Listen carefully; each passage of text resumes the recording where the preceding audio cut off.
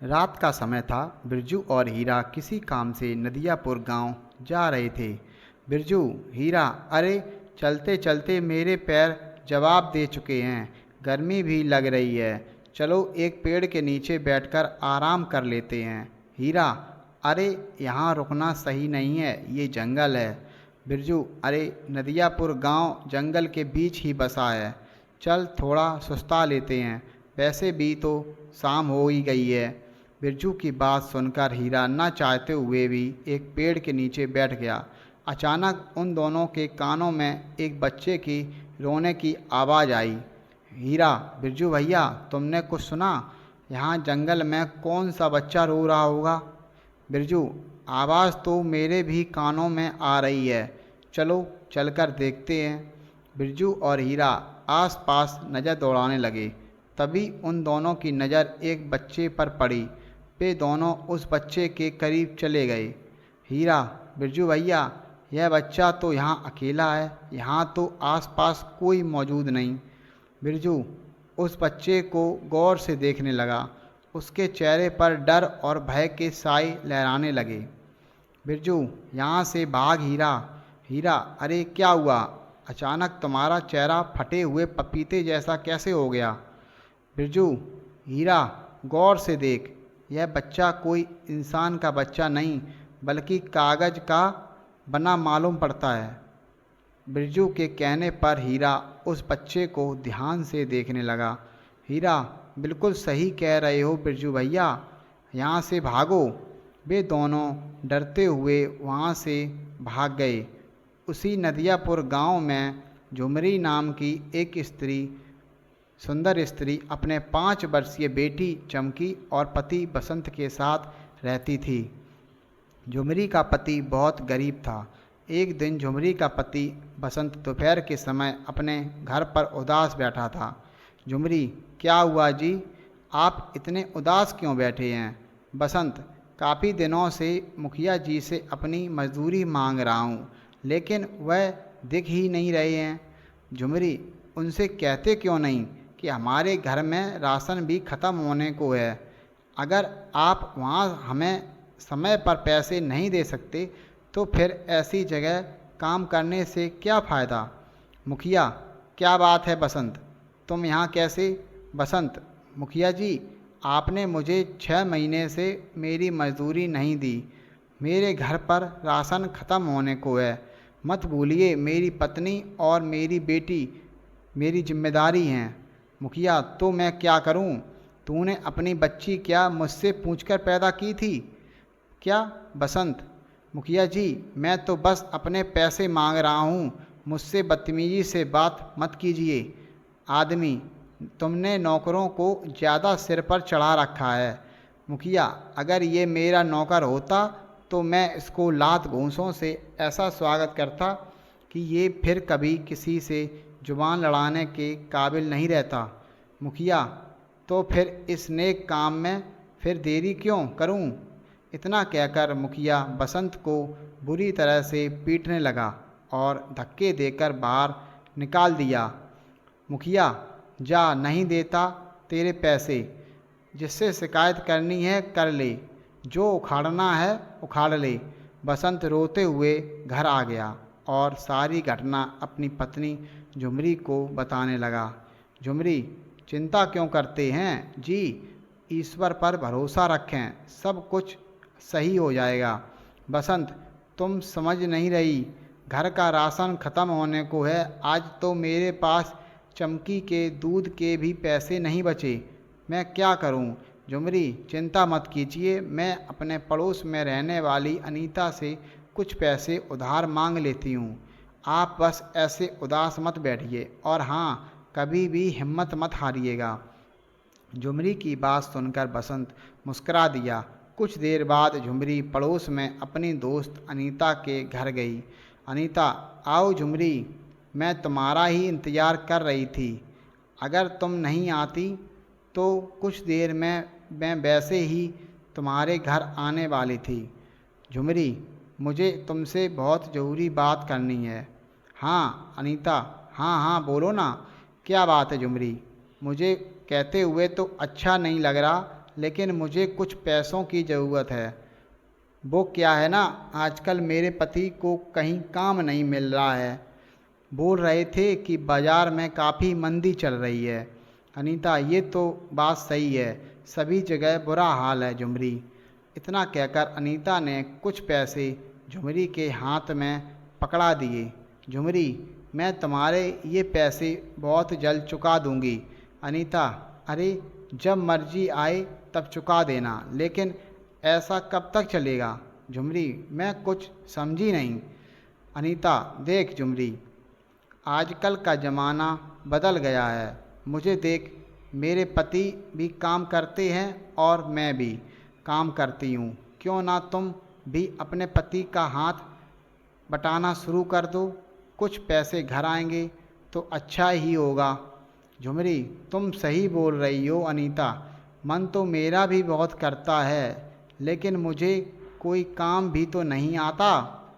अनीता, तुम उसकी चिंता मत करो झुमरी, मैं कागज़ के बहुत अच्छे खिलौने बनाती हूँ। तुम चाहो तो मैं तुम्हें सिखा सकती हूँ। जिस तरह से मैं बाज़ार में ठेला लगाकर कागज़ के खिलौने बेचती हूँ, उसी तरह तुम भी बेचना, एक से भले दो। झुमरी को अनीता का यह उपाय पसंद आया। उस दिन के बाद झुमरी अनीता के साथ कागज़ के खिलौने बनाना सीखने लगी। कुछ ही दिनों में झुमरी कागज़ के खिलौने बनाने में निपुण हो गई। अनीता, अरे वाह झुमरी, तुम तो मुझसे भी अच्छे कागज़ के खिलौने बनाने लगी। मुझे तो विश्वास ही नहीं हो रहा।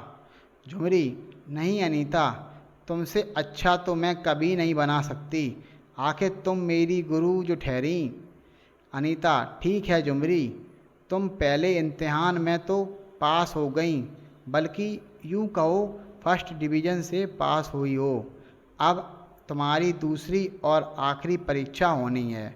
झुमरी, अब मुझे कौन सी परीक्षा पास करनी है? अनीता, तुम कल मेरे साथ बाज़ार में खिलौने बनाकर बेचोगी। देखते हैं किसके खिलौने ज़्यादा बिकते हैं। अगले दिन झुमरी अनीता के साथ ठेला लगाकर कागज़ के खिलौने बेचने के लिए खड़ी हो गई। कुछ ही देर में झुमरी के सारे खिलौने बिक गए। अनीता, अरे वाह झुमरी, मेरे ठेले में तो कुछ थोड़े खिलौने बचे हैं, लेकिन तुम्हारे तो सारे खिलौने बिक गए। झुमरी, कहीं तुम्हें बुरा तो नहीं लगा? अनीता, अरे इसमें बुरा लगने वाली क्या बात है? ईश्वर हर किसी को अपना अपना नसीब देता है। उस दिन के बाद अनीता और झुमरी रोज़ सुबह बाज़ार में कागज़ के खिलौने बेचने जाती। शाम तक झुमरी के सारे खिलौने बिक जाते। झुमरी के दिन अब बदलने लगे थे। एक दिन बसंत झुमरी से बोला, मैंने ज़रूर पिछले जन्म में कुछ अच्छे पुण्य किए होंगे झुमरी, जो मुझे इस जन्म में तुम्हारी जैसी पत्नी मिली। झुमरी, ऐसी बातें क्यों करते हो जी? अगर हर दुख में पति पत्नी का साथ देता है, तो क्या पत्नी उसके दुख में उसका साथ नहीं दे सकती? बसंत, मैं तुम्हें यह बताने के लिए आया हूँ कि मुझे चौधरी के खेतों में काम मिल गया है। झुमरी, ये तो बहुत अच्छी बात है जी, अब हमारी कमाई दुगनी हो जाएगी। अब हम अपनी बिटिया रानी को अच्छे स्कूल में एडमिशन दिलवा सकेंगे। झुमरी की बात सुनकर बसंत मुस्कुराता हुआ वहाँ से चला गया। एक दिन की बात है, झुमरी और अनीता बाज़ार में ठेला लगाकर कागज़ के खिलौने बेच रही थीं। तभी मुखिया कुछ लोगों के साथ वहाँ आ गया। मुखिया, कैसी हो झुमरी? देख रहा हूँ तुम्हारे खिलौने आजकल बहुत ज़्यादा बिक रहे हैं, और तो और तुम्हारे वस्त्र भी बता रहे हैं कि तुम्हारी आमदनी अच्छी हो रही है। झुमरी, सब ईश्वर की कृपा है मुखिया जी, यहाँ कैसे आना हुआ? मुखिया, बात ये है झुमरी कि हमारा गांव दो नदियों के बीच में है। वर्षा प्रारंभ होने वाली है और मुझे सूचना मिली है कि इस बार हमारा गांव भयंकर बाढ़ की चपेट में आ सकता है। झुमरी, इस तरह से तो गांव वालों का जीवन यापन बर्बाद हो जाएगा। मुखिया, इसलिए मैं चंदा इकट्ठा कर रहा हूँ। झुमरी, तुमसे भी मैं चंदा लेने आया हूँ। झुमरी ने उस दिन की सारी कमाई मुखिया के गुल्लक में डाल दी और साथ ही उसकी दोस्त अनीता ने भी अपनी कमाई डाल दी। मुखिया, झुमरी, मैं सारे गांव वालों को चंदा लेकर उनके लिए शहर से अच्छे कंबल और बहुत सी खाने पीने की वस्तुएं लेकर आऊँगा। झुमरी, मुझे तुम पर विश्वास नहीं है मुखिया जी। वैसे भी तुम मेरे पति की 6 महीने की तनख्वाह रोके बैठे हो। देखते हैं गांव वालों की कितनी मदद करते हो मुखिया।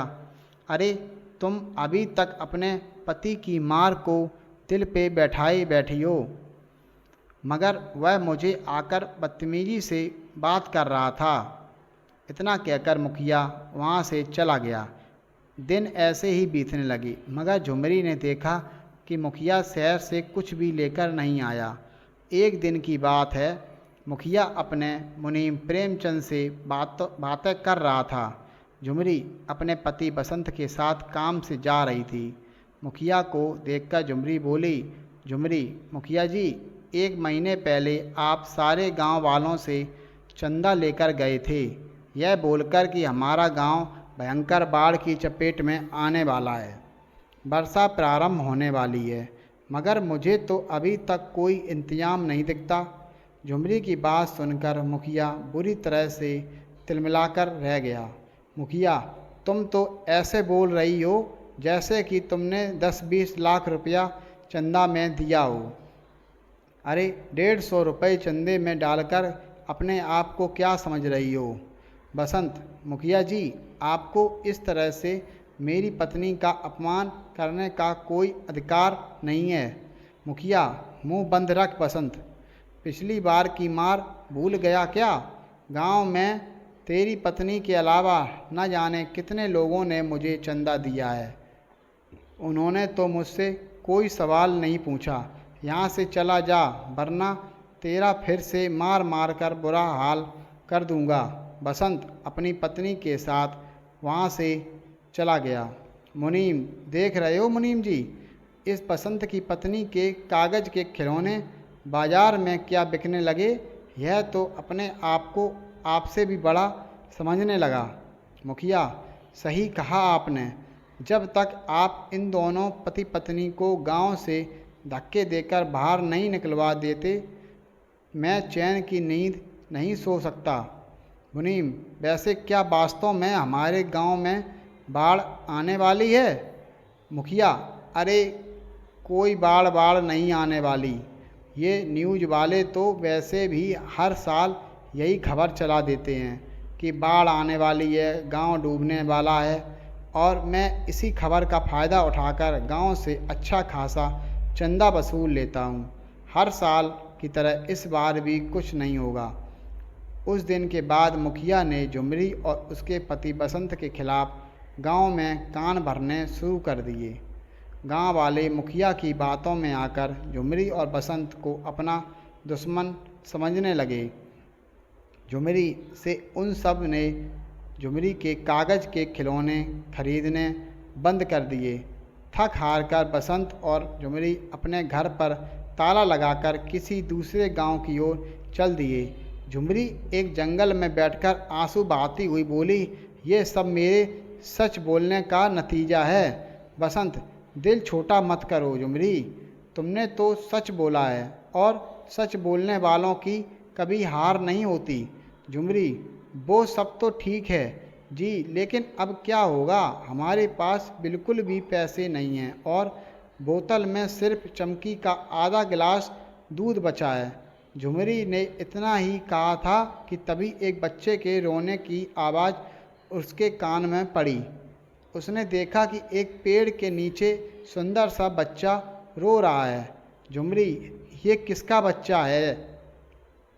बसंत, पता नहीं, लेकिन मुझे तो ये बहुत भूखा लगता है। झुमरी, मेरे पास भी आधा बोतल दूध है, अगर मैं इसे पिला दूंगी तो हमारी चमकी भूखी रह जाएगी। बसंत, चिंता मत करो, झुमरी, यह बच्चा कई दिनों से भूखा मालूम पड़ता है, पहले इसे दूध पिला दो। झुमरी उस बच्चे को दूध पिलाने लगी।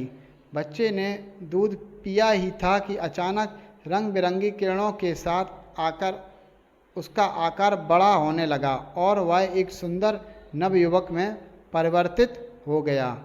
झुमरी, कौन हो तुम? नवयुवक, मैं एक जादुई कागजी पुरुष हूँ। मुझे तुम्हारे बारे में सब पता है। तुम्हारे पास सिर्फ आधा दूध की बोतल थी और तुमने अपने बच्चे को ना पिलाकर वह मुझे पिला दी। मैं तुम्हें वरदान देता हूँ कि तुम अब से जो भी कागज़ के खिलौने बनाओगी उनमें जादुई शक्तियाँ आ जाएंगी और तुम्हें एक राज की बात बताने वाला हूँ। तुम्हारा गांव भयंकर बाढ़ की चपेट में आने वाला है। कल तुम्हारे गांव में तबाही ही तबाही मच जाएगी। इतना कहकर वह सुंदर पुरुष वहाँ से गायब हो गया। झुमरी, हम नहीं जा सकते, हमारा गांव मुसीबत में है। बसंत, तुम सही कहती हो झुमरी, हमें गांव वालों की मदद करनी चाहिए और वैसे भी मुखिया ने हमारे खिलाफ गांव वालों के कान भरे हैं, वरना गांव वाले बुरे नहीं हैं। झुमरी और बसंत दोबारा अपने गांव वापस आ गए। झुमरी ने अगले दिन की तैयारी शुरू कर दी। उसने एक बहुत सुंदर कागज़ की नाव बनाई और उसमें अलग अलग तरह के सुंदर सुंदर घर बनाए। देखते ही देखते उसके कागज़ की सुंदर बड़ी नाव बहुत बड़ी हो गई और एक विशाल नाव में परिवर्तित हो गई। झुमरी अपने परिवार को लेकर उस नाव में चली गई। बसंत, अरे झुमरी, यह तो लगे नहीं रही कि ये कागज़ की है, इसकी दीवारें तो पत्थर से भी मजबूत मालूम पड़ रही हैं। झुमरी, उसने सही कहा था, इसके अंदर अद्भुत जादुई शक्तियाँ आ गई हैं। अगले दिन भयंकर बारिश शुरू हो गई। देखते ही देखते पूरे गांव को बाढ़ ने अपनी चपेट में ले लिया। गांव में हाहाकार मच गया और झुमरी नाव बाढ़ में तैरने लगी। झुमरी ने देखा कि उसकी दोस्त अनीता पानी में डूब रही थी। झुमरी ने तुरंत नाव को वहां जाने का आदेश दिया। झुमरी, अनीता, कागज़ की नाव के ऊपर आ जाओ। अनीता, ये कैसा चमत्कार है झुमरी, वो सब बातें बाद में करेंगे, पहले अपने परिवार को लेकर ऊपर आ जाओ, तुम्हारा परिवार सुरक्षित रहेगा। अनीता अपने परिवार को लेकर नाव पर चढ़ गई। उसने गांव के सभी लोगों को झुमरी की नाव पर चढ़ा लिया, सिवाय मुखिया के घर को छोड़कर। मुखिया दौड़ता हुआ आया और बोला, मुझे भी नाव में ले लो। झुमरी, मुझे माफ़ कर दो, मुझसे बहुत बड़ी गलती हो गई। बसंत, मेरा दिल तुम्हारी तरह नहीं है। मुखिया जी, आओ अपने परिवार को लेकर नाव पर चढ़ जाओ। मुखिया अपने परिवार को लेकर नाव पर चढ़ गया और झुमरी की ओर देखकर बोला, मुझे माफ़ कर दो, मैंने तुम्हारे साथ कितना बुरा सलूक किया और उसके बाद भी तुमने मेरी कितनी मदद की। झुमरी, मुखिया जी, हमें हमेशा दूसरों की मदद करनी चाहिए, पता नहीं कब कौन किसके काम आ जाए।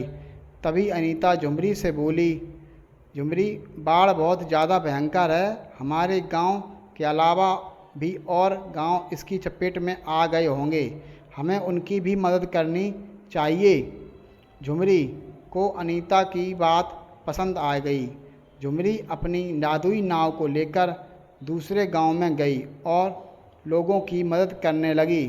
कुछ दिनों बाद जब बाढ़ का पानी उतर गया, तब झुमरी ने अपनी कागज़ की नाव में कागज़ के भोजन बनाने शुरू कर दिए। झुमरी जैसे ही कागज़ के भोजन बनाती, वो असली भोजन में बदल जाते। बसंत, अरे वाह झुमरी, ये सब कैसे संभव हुआ? कागज़ के भोजन असली भोजन कैसे बदल जा रहे हैं? झुमरी, तुम्हें याद नहीं, उस जादुई सुंदर पुरुष ने हमसे क्या कहा था? तुम कोई भी कागज़ का खिलौना बनाओगी, उसमें जादुई शक्तियाँ आ जाएंगी। मुझे विश्वास था कि अगर मैं कागज़ के भोजन बनाना शुरू करूँगी तो वे असली भोजन बन जाएंगे। अनीता, हे, ये ईश्वर ने हमारी मदद की है झुमरी। देखो ना, इस तरह से कितने लोग भूखे मरने से बच जाएंगे। इस तरह गांव के सभी लोग भूखे मरने से बच गए। कुछ दिन महीनों बाद सब कुछ फिर से ठीक हो गया। दोस्तों, आज की कहानी आपको कैसी लगी? ऐसे ही हेल्पफुल और मज़ेदार कहानी के लिए चैनल को लाइक करें, शेयर करें, और अगर आप हमारे चैनल पर नए हैं तो कृपया करके चैनल को सब्सक्राइब जरूर करें। दोस्तों, मिलते हैं अगली कहानी में। बाय।